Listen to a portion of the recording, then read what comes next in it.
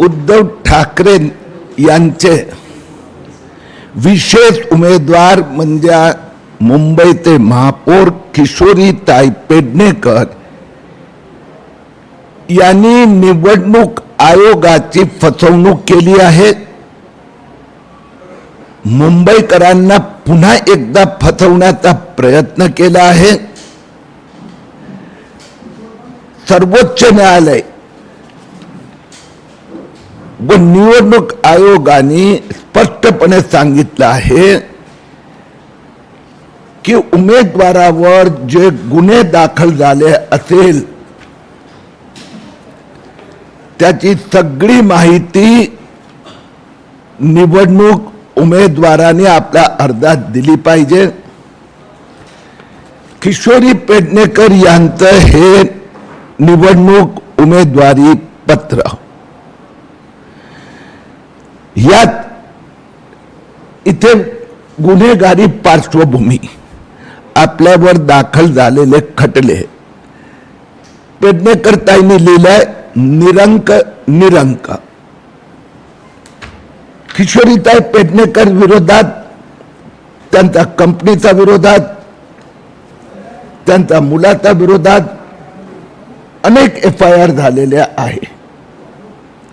त्यापैकी एक FIR आहे अग्रीपाडा पोलीस स्टेशन 462 4/8/2023 रोजी किशोरीताई पेडणेकर यांनी जो कोविड घोटाळा केला, कोविड कफन मध्ये कमिशन घेतलं, 1600 रुपयाचे बॉडी बॅग 6719 या दराने घेतली। या FIR मध्ये किशोरीताई पेडणेकरचं नाव आरोपी म्हणून दुसरा क्रमांकावर आहे।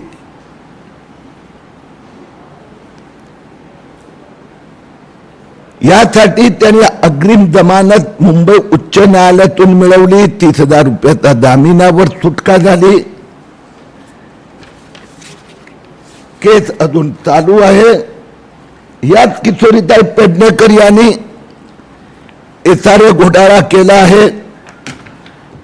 आपण त्यांचं गेल्या वर्षाचं आणि ह्या वर्षाचं दोन्ही मी कॅन्डिडेट फॉर्म या वर्षी त्यांनी भरला आहे।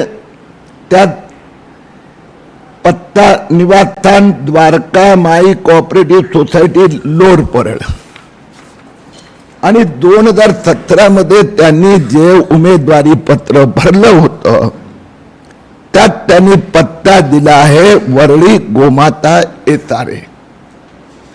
याच्या संदर्भात पण किशोरीताई पेडणेकर विरोधात गुन्हा दाखल झाला।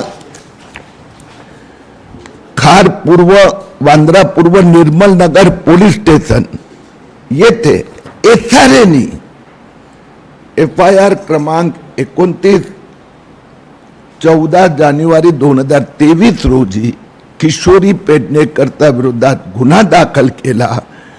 त्या FIR मध्ये स्पष्ट म्हटलं की किशोरी पेडणेकर या झोपडपट्टीत कधीच राहत नव्हत्या, पात्रता यादीत त्यांचं नाव नाही, आणि तरी तिथे 3 गाडे पेडणेकर परिवाराने खाल्ले।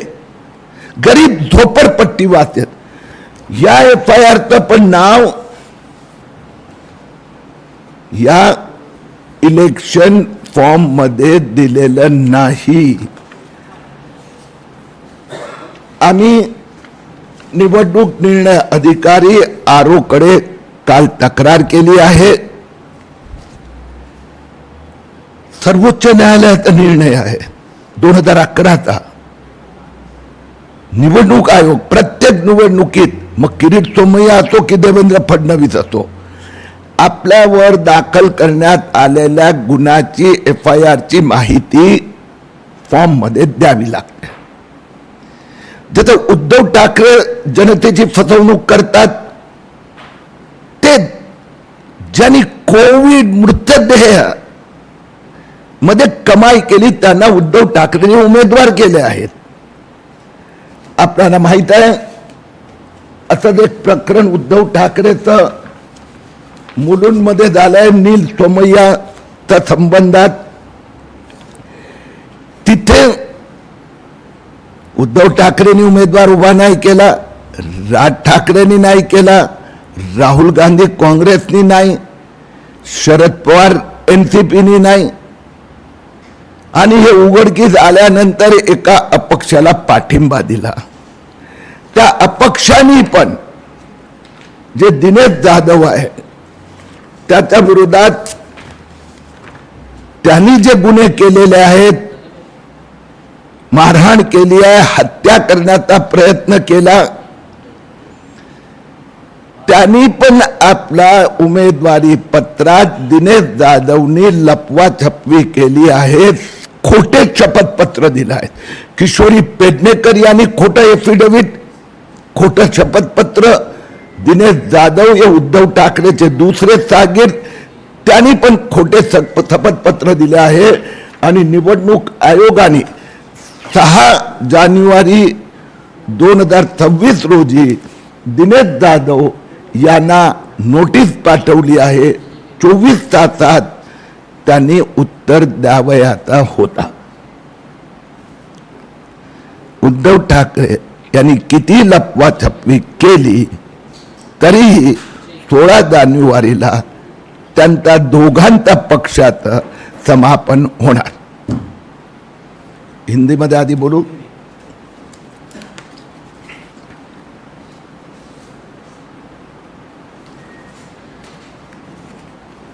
उद्धव ठाकरे उनकी पक्ष पार्टी के उम्मीदवार तत्कालीन महापौर किशोरी पेडणेकर, इन्होंने चुनाव आयोग, मुंबई की जनता को गुमराह करने का प्रयास किया है. उन्होंने जो अपना नामांकन नॉमिनेशन फॉर्म भरा है उनके ऊपर जो एफआईआर, जो गुन्हे दाखिल हुए उसका जिक्र नहीं किया है. किशोरी पेडणेकर के ऊपर अग्रीपाड़ा पुलिस स्टेशन में जो कोविड के समय पर जो कोविड मृतदेह रखने की बॉडी बैग घोटाला हुआ था, उनको आरोपी बनाया गया है, आरोपी क्रमांक 2. उसी प्रकार से किशोरी पेडणेकर ने इशारा घोटाला किया.